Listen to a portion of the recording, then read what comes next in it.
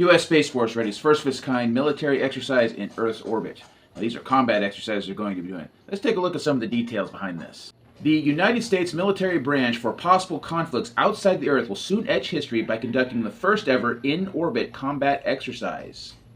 Space Force, as per an announcement made by the Space Systems Command, SSC, on Thursday, April 11th, has signed contracts with two private space companies for its mission, codenamed Victus Haze, that is slated to happen by no later than fall of the year 2025.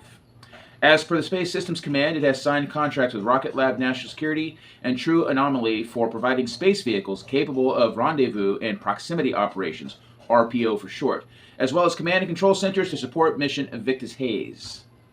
These space vehicles, True Anomaly's the Jackal and an unnamed vehicle from Rocket Lab, will demonstrate under operational realistic conditions a U.S. Space Force's ability to respond to irresponsible behavior in orbit. Now, where's SpaceX? How come SpaceX not being offered a contract? So that's an interesting question. What do you think? Why is SpaceX not being offered a contract here by the U.S. military?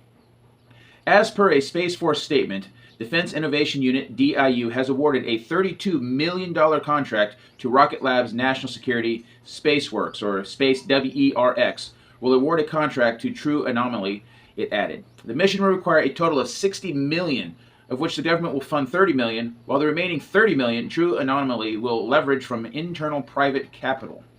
The commercial space industry is advancing at an unprecedented pace that will provide the Space Force additional options to quickly respond to adversary aggression, said Lieutenant Colonel Mackenzie, I don't know how to say his name there, Brichnow or something like that, SSC's material leader for Space Safari. Now, y'all remember Star Wars back whenever Ronald Reagan was in office in the United States, killer satellites in orbit, or they could shoot down nuclear missiles that were launched up, or they could kill spy satellites and all this weird stuff. There's this movie called Spies Like Us. If you haven't seen it, go check it out. It has John Candy and Chevy Chase in it.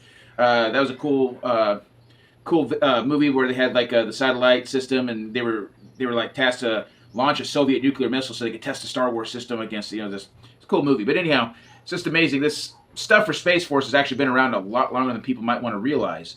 But anyhow, Victus Haze will demonstrate and prove capabilities to be used for future TARCS operations and direct support of urgent combat command in-orbit needs or on-orbit needs. The article here is using in-orbit and on-orbit kind of interchangeably. I think one of them is a typo. Another SSC official, Colonel Brian McLean, the SSC's Program Executive Officer for Space, Domain Awareness and Combat Power, added that they recognize a significant opportunity to leverage the commercial space industry's innovation to counter China as America's pacing threat.